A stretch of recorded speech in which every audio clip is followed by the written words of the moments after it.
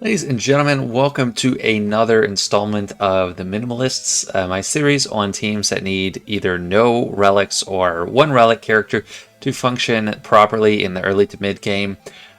First off, I'm looking at Shock T for this one. The Shock T clones, much easier to acquire than General Skywalker clones, obviously, because he's a epic confrontation and takes a lot to unlock. But this team works really well with just one relic, and that is fives. You can make it work without relics because there's plenty of stuff going on here, and the main damage is from Rex's aerial advantage. If you're not familiar, you're stacking bonus damage to an insane degree. Anytime a clone trooper ally takes a turn, you're getting an extra 25% damage of the target's max health, so it stacks to a crazy degree. This also works to an insane degree in raids, although that is changing soon. This was the first team I was able to break like 80 million with. I got like 80 million with no relics except for fives, and that was a few years ago.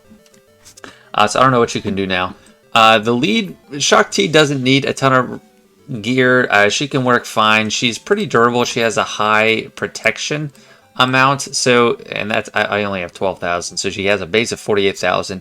If you are at gear 11, gear 12, just load her up with some protection primaries and speed, and she does great to survive. Her leader gives lots of speed, and the Zeta, it's very nice, but I don't know if it's absolutely necessary to make the team work. I wouldn't say it is, but it's definitely a good one if you can afford it. But it grants a lot of extra stats, 15% max health, 5% max protection, and plus 15% offense for each clone trooper ally. So she does a ton of stuff, and her other Zeta gives out retribution when her or another clone takes damage. But what you don't need a Zeta for is whenever they take damage, another clone trooper, someone on the team or her takes damage, she gets 20% turn meter, so she's going to go quick. And then she's going to get to use this. And if she is going for... Sorry for Gus. So if she does end up going first, this is probably your best bet for a first move. It's useful a lot, even not on this team, because it just is a full cleanse. But with clone troopers, she's going to give 100% turn meter and call all of them to assist. So it's going to be an amazing starting move. If Rex hasn't gone yet, you call him to assist, and then he can do his ability Form Up. And that can... Where is he? It's back here. Yeah, Form Up. So this is also a Dispel, and grants tenacity up to everyone, 60% turn meter, and another 10% turn meter for any debuffs dispelled. So you're going to get the whole team to go pretty quickly. So even if you weren't fast enough to go first, you take some hits, Shock T is going to go and call that assist. So her and Rex are the supports on the team. Echo is classified as a support, but he's not really. So those are the important things here. His basic, it doesn't do a lot of damage. It can remove some turn meter, so keep that in mind. His Zeta is reducing cooldowns, so it is very helpful, but it's not necessary. It's not as good as it sounds because it's not reducing his own cooldowns. If it was reducing his cooldowns, it would be much better, but it's just reducing the cooldowns of Echo, Fives, and Arc if you have them, and their specials aren't... I mean, they're not incredible. Echo has a great... mass dispel for the enemy team, so sometimes if you need that, it's nice to cycle back around to it, and it can stun droid enemies. But if you're going to have two relics on the team, I'd probably go for him second, just because he is always assisting. He's assisting whenever an enemy clone trooper... Is it this one? No, it's copy that. Whenever another clone trooper or 5-1st ally uses a basic, Echo assists. So sometimes I actually opt for the assist when I'm going, or the basic when I'm using Arc Trooper, because he only has 2 moves. He's got his assigned command, where he's giving out the turret, and that's going to dispel stuff all the time. But then otherwise I go for basic, so I can get Echo to attack as well. And if they had no buffs, deal 30% more damage. I actually didn't notice that before. But his Zeta is his turret's gonna attack at a turn with him, which is pretty nice on this team. It's somewhat of a luxury Zeta, but there's a lot of attacks at a turn. There's a lot of assists and all that. And Rex's second special, or no, his this ability. So I didn't cover this yet. All allies have 4% speed for each other 501st ally present at the start of the battle. So that's really nice. You're getting plus 16% speed, and that's a little bit of a calculation, but you're getting close to 1/5 speed. So you could just, to calculate that, you're going to just multiply whatever speed you have times 1.16, and then you're going to come out with the speed that you want, and that's assuming you have the full arsenal. So yeah, 5's lone relic is going to make this team work great. The rest of these guys can be low gear, and then if they die, and this is the must-have Zeta, if they die, he's going to give them all of his health, max health, max protection, speed, and offense in addition to their own till the end of the battle. And those are the bread and butter stats. So you're going to have like paper-thin clones, then one of them dies, and then 5's is going to give them all his stats, and then they become amazing. So that's really the whole thing. You can bring them up. You can have like a Relic 7 5's, and then like gear 9 or 10, these guys, and you can still get a lot done. Be smart about it, but they work really well with low gear. So that is Shaak Ti clones. Okay, so that's not entirely everything. Another thing I want to talk about is 5's special. If you put the Omega on it, you can taunt with him for 2 turns. If you leave it off, you can just call the assist without worrying about taunting. If he's the only one you have built up on your team, you might want to consider leaving this off. Or put it on just because they're all going to attack him, and if you're facing a strong team, they're going to wipe him out. You're not going to get the sacrifice first, and it's going to go downhill. If you're facing a single fire team that doesn't do a ton of damage, it can't shoot through them, you're going to want the taunt. So I would opt to put it on personally. You can always just choose not to use the special if you don't want him taunting. But another thing he gets out of this is him and Echo have some synergy. If Echo is around, 5's gets 100% defense while he's taunting. Which is most of the time. They're mostly always together. And then Echo has a similar thing where it's kind of the reverse. Echo gets 100% defense when 5's isn't taunting, and 100% more offense while 5's is taunting, or it does 100% more damage. So yeah, some nice little synergy between Echo and 5's, and you're going to have to decide whether you want him to be taunting or not. Next team we're looking at is CLS, and just like any team, they do much better with the relics, but they can get a lot done without their relics, or just high gear. If you're gonna have one character have relics or high gear, make it CLS, because 3PO and Chewie is sharing CLS's stats through his unique. He gains, because 3PO and Chewie is going to gain 40% of their max health, protection, offense, defense, potency, and tenacity, and share half that with the rest of the allies. And CLS isn't too stat powerful as far as like survivability. He doesn't have a high base protection, or his health is okay. Potency isn't that high, base tenacity isn't that high, but still you want to build him up. And I know it's embarrassing, I don't have any tenacity on him because I don't know, I probably should. But yeah, so that stat sharing works, and what makes this very viable without high gear or relics is because you're always going to start out being able to stun the enemy, anyone on their team, because you ignore taunt. Stun is irresistible. So you can pick and choose. You can say, okay, I don't want you to go. It's going to be someone that can start off the whole team. Like if you're facing Shaak Ti clones, if you were, I don't know, that's probably not the best example because they have a couple ways to cleanse and bounce back and forth with each other. But you can target someone on the enemy, cherry pick, you're going to get the stun. Chewie is going to assist, and you're going to do extra damage, get tenacity down, and then you're off to the races. CLS's leadership, it's simple but effective. The Zeta part gives whenever an enemy resists a detrimental attack, you're getting extra turn meter. So if you have low potency, that's more helpful. Usually what people want to go for as a first Zeta, 15% offense isn't that impressive nowadays. For your first Zeta on him, you're probably going to want to go for It Binds All Things, because whenever he resists a detrimental effect, he's recovering some protection. But more importantly, when he inflicts a debuff, which is pretty often, he's going to get 10% turn meter and give all his allies 5% turn meter. And without the Zeta, you're just getting some potency there and recovering health. But I like to use his basic a lot, actually, because you inflict 2 debuffs with it, just to start. If you already have the speed down, you're going to remove turn meter, which is nice. And if they already have defense down, you're going to stun. Even better. His second move is more situational. You kind of want to save it until you really need it. If an enemy has full turn meter and they're about to go and it's going to be a bad thing, then you want to use it here. If no one's at full turn meter, don't really want to use this because it doesn't deal enough damage to merit just spending it as soon as you can. But you are going to inflict some buff immediate tenacity down for 2 turns, which is nice. And then call to action. This is also something where you should give more thought to it than it might seem. So it might seem like you should always just go into call to action because it's going to give him extra damage. Crit chance, 50% crit chance. That's a whole lot. 50% crit damage, and extra accuracy. But when he's not in his call to action stance, he gets a lot through learn control.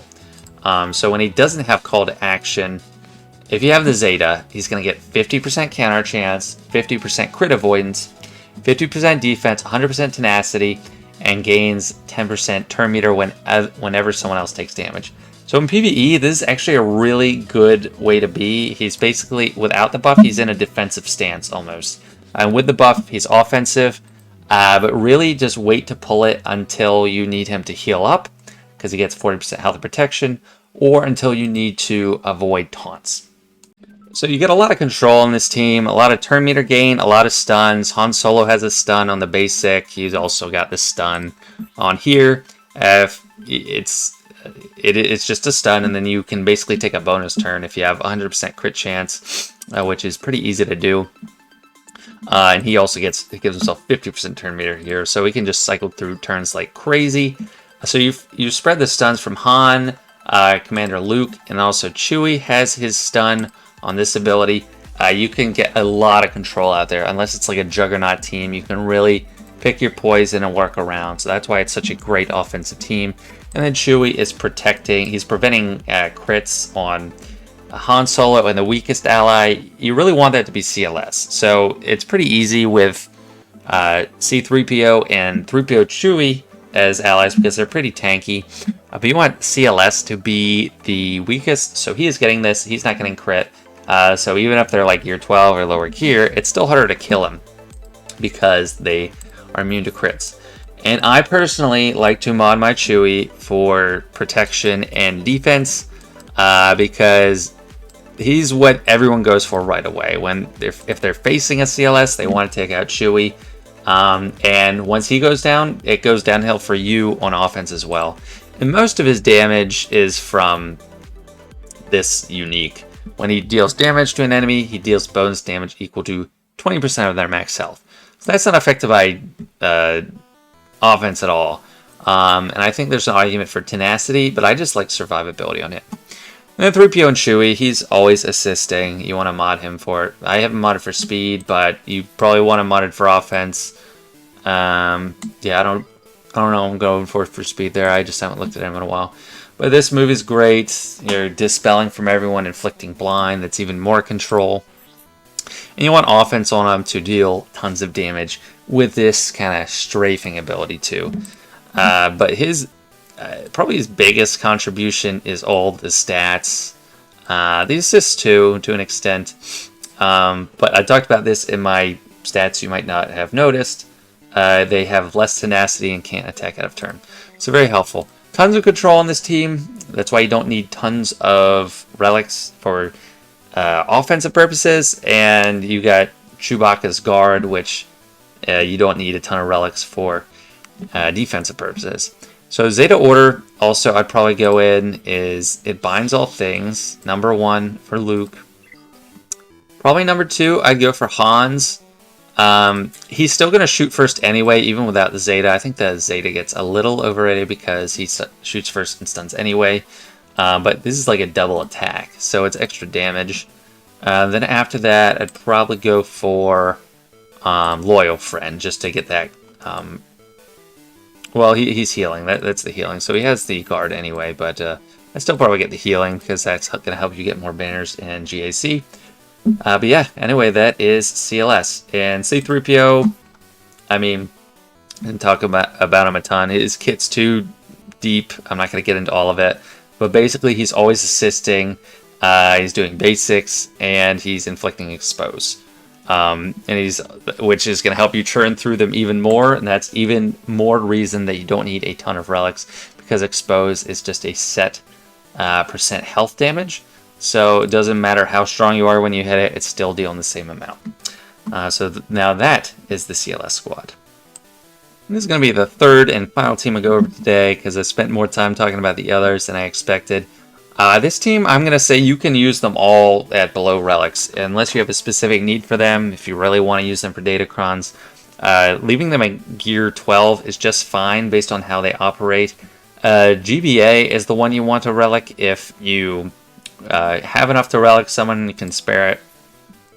Because he's a double person. He summons the brute. He's a double character. But what makes them so good, even at low gear, is this clause on level 7 of his leadership. It's crazy how powerful this is at such a low level. You only need to be level 72 to apply it. It's not a Zeta, it's just a purple ability. It might be the best purple mat upgrade, like non-Zeta purple mat, just like the level 3 purple mat. Might be the best upgrade of that level in the whole game, because you get plus 15% max health and max protection per character. And that's just a flat number. You don't see many of those out there in kits. To me, this is insane. It was insane when it came out, and I was like a newer player when I looked into it, read it, because I went against a Geonosian squad that was blue gear. It was all gear 6, and I had a CLS team that was like gear 10, and I lost in GAC. This was like 2019. Because I just underestimated their durability. That is so much. That's 30,000 hit points. And for some of them, that's such a huge boost. They don't even start out with that much. I mean, he's got 50,000 base health, 24,000 base protection. This is almost doubling Pogo's protection. And he's at gear 13. So it makes them insanely durable. Everyone's assisting all the time, every turn. That's part of his unique, not the leadership. So you don't have to run him in the lead to be assisting all the time. The best Zeta for this team is definitely the unique Queen's Will, because you start out with the Brute instead of having to summon him. But it's also a good tactical decision to leave it off, because when he takes his first turn, if they're slow, then he can just summon, and you got a full health and protection Geonosian Brute. So if you're facing a team and you're slower, but you're not facing like a super deadly team, it can be beneficial not to have that Zeta. He's got a AoE Dispel, and the reason you don't need a ton of relics for damage and stuff is because of Spy. So Spy has an ability that deals damage that does 40% more damage stacking, so it's like Commander Tano's Force Leap, it's just stacking, and Darth Vader's Culling Blade, it just stacks up and up and up. You dispel all status effects on him and the target, and then for each buff dispelled, you're gaining extra damage. And he stacks buffs. He gets crit chance up on his basic, but that's not where he's getting the most buffs. He's getting stealth for 3 turns whenever he scores a critical hit. So he's always assisting, he's always getting critical hits. And the stealth actually like stacks. So if you click on it, it's not going to show it. So this is like good to know. It's like multiple stacks of stealth. So like the more times he's hitting, it's still stacking that damage, even though it looks like he just has that one stealth buff. It's more than that. So you can just, the longer you hold out, the more it's going to do, and you can just one-shot people as long as you're controlling them. So on Spy's turn, whenever a Geo ally inflicts a debuff, he gains 35% turn meter. So the debuff inflictors on the assists are going to be Geo Soldier. He inflicts Tenacity, which is irresistible, and that opens you up to all other kinds of debuffs, which like ability block on Poggle. It's only 80% chance. But also, you want to have this order for your team. It does matter. So Geo Brute Alpha is in the lead slot because he has to be. But then Sunfat goes, he dispels on his basic. And then Geo Soldier is going to assist. He's going to do Tenacity down. Then Poggle is going to inflict ability block, and it has the maximum amount of chance because Geo Soldier's in front of him, inflicting tenacity down.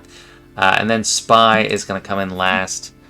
And yeah, I guess Spy doesn't have to be there like absolutely. He could go like second because he's not inflicting debuffs. Because if they have Foresight, he could pop the Foresight and then Sunfac can dispel whatever else. Because Sunfac's not going to dispel if they have Foresight. But yeah, you get that order. So yeah, that's the big damage they got. You get some exposes on Glaive Sweep. So that's some extra % health damage that you don't need high offense for. And another thing to keep in mind, you got 2 cleanses on the team. You got the Conscription, which we already talked about. That's the Heal 2. You really want to save that until you need it. And then the other cleanse is Poggle, who cleanses the whole team and gives offense up for 3 turns, which is pretty nice. They also gain turn meter for each debuff dispelled, but really just kind of save that until you actually need it, until you're actually debuffed. Another mechanic I just want to touch on with the Geos is the Hive Mind mechanic. So Hive Mind is actually what allows everyone to assist all the time. It also is what makes the whole team equalize their health and protection across the board whenever an enemy attacks. That's why you don't need a ton of survivability to be able to be durable. But it is going to make you want to bulk up your weakest link, which is going to be Poggle. So just try to make him more survivable. Otherwise, he's going to be bringing down the whole shared health and protection pool. But it also activates special abilities on their uniques. So for Sunfac, when he taunts, he gets some buffs: defense up, health steal up. And other allies gain that when he loses taunt. However, you don't want to taunt very often with him because that gives the enemy 2 options to hit. And if he goes down, you can't bring him back. If the Brute goes down, you can bring him back. So you kind of want to stay away from that first special Subjugate unless you're in dire straits and you need him taunting. Geo Soldier, pretty simple. It gives 35% defense penetration. Not a ton, but it does help do extra damage. And then Poggle is your allies are removing 1% turn meter from target enemy whenever they attack out of turn. So that's probably going to be like 4% turn meter per attack, which isn't huge, but it can make a little difference if they're at 100% turn meter and you want to be the one going next. And then for Spy, whenever an enemy is exposed, they lose stealth. And another, I didn't touch on it yet, another ability that's going to inflict expose, which helps you do damage without a ton of offense, is the Illicit Intel, his second special. You kind of want to save this until you need to cycle back around to Silent Strike, because it is reducing the cooldown, and it's cooldown of 3, so you can probably wait a little bit, build that up, hit it once, and then when you're coming back around and trying to build up to it, just use this to get back to it. Otherwise, you can do it if someone's in stealth when you really need to get them out of it, because that triggers with the unique as well. So that's it for the Geonosians. Don't need any relics because there's a lot of ways to get big damage otherwise. They have plenty of survivability. They're not the best end game team, but early game they are just great, very useful, especially on offense. You might lose some banners, and I don't know, depending where you're at, you might want to stick them on defense because they might not be able to get by it. If you want a second relic, probably Spy. Definitely Spy, I'd say, because he's getting more damage from the Silent Strike. A lot of people just do GBA and Spy. In the end game, a lot of people have relics on all of them, but early game, you're just fine doing all gear 12. And that's it for today. 3 teams this time. I hope that's not too few, and I hope I didn't talk about any of them too long. Thanks for watching. I'd love to hear from you. Do you have suggestions for a low gear team that I haven't talked about yet? I'd love to hear it. Anyway, I'll see you in the next one. Signing off.